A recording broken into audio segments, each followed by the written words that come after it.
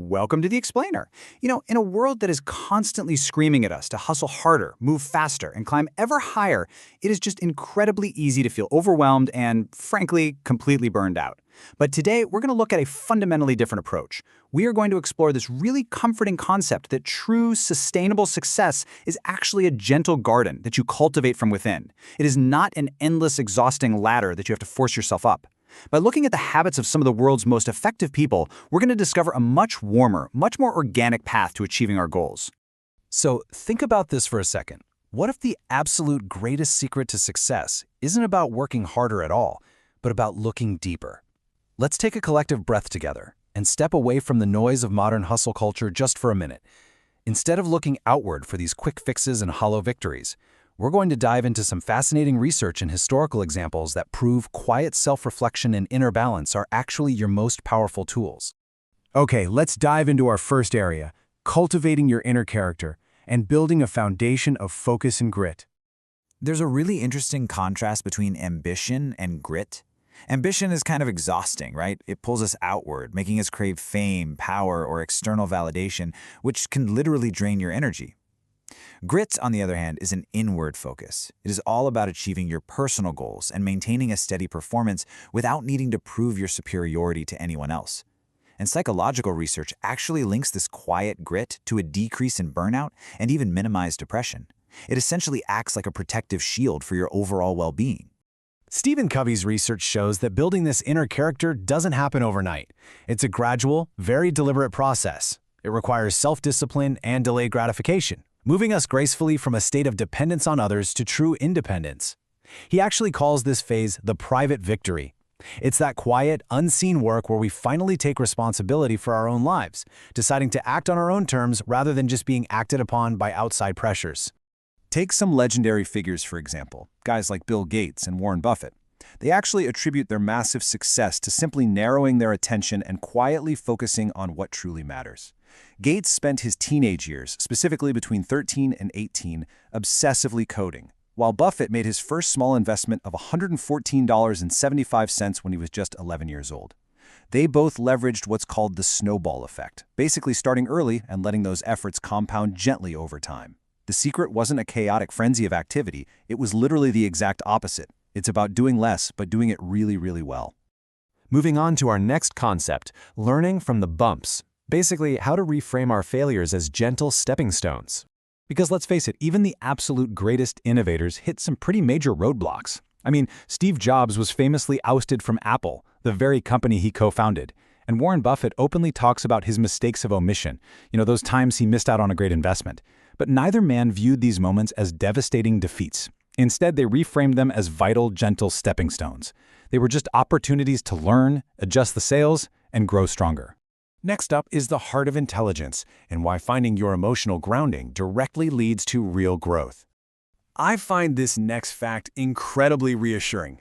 90%. That is the percentage of top performers in the workplace who possess high emotional intelligence. This pretty much proves that ultimate success isn't driven by cold, calculating logic or ruthless competitiveness. No, it is deeply rooted in emotional grounding, empathy, and our ability to truly understand ourselves and the people around us. And there's a tangible, real-world payoff to this kind of empathy.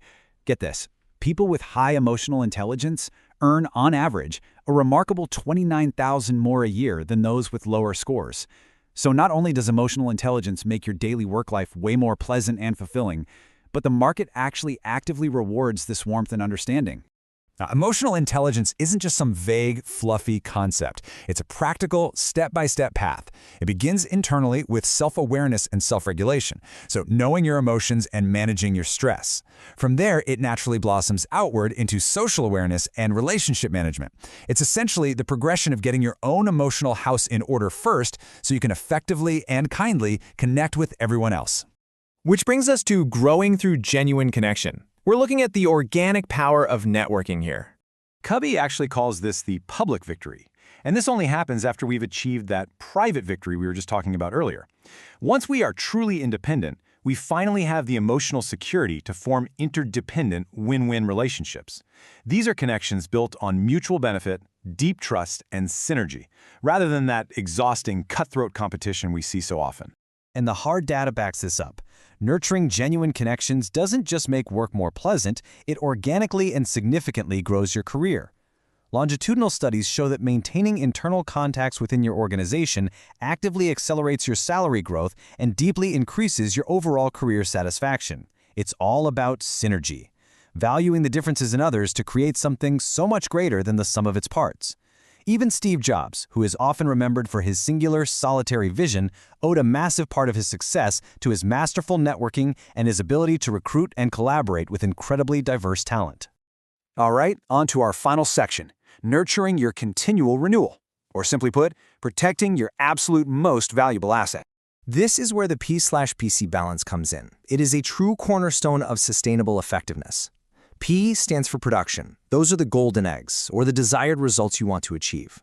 PC stands for production capability, which is the goose that actually lays the golden eggs. And spoiler alert, that goose is you. If you push yourself relentlessly for results without ever resting, the goose burns out.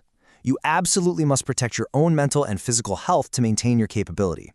Covey playfully refers to this as sharpening the saw. It just means taking quiet time for self-renewal across 4 different dimensions. It's the ultimate secret to thriving in a world that is always changing. It means honoring your physical body with exercise and nutrition, nourishing your spirit with time in nature or music, engaging your mind with reading, and, of course, tending to your emotional landscape. And as our psychological sources point out, seeking mental health support when you need it, whether through therapy or platforms like Talk to Angel, is a profound act of professional and personal self-care. So I want to leave you with a comforting but kind of provocative thought to chew on. Which part of your inner foundation are you going to nurture today? True success isn't found in a frantic rush to the top. It is built quietly, day by day, through self-awareness, genuine connection, and gentle renewal. Step away from the hustle today, even if it's literally just for 5 minutes, and invest in your own character. Thank you so much for joining me on this explainer. Until next time, take care of your inner garden.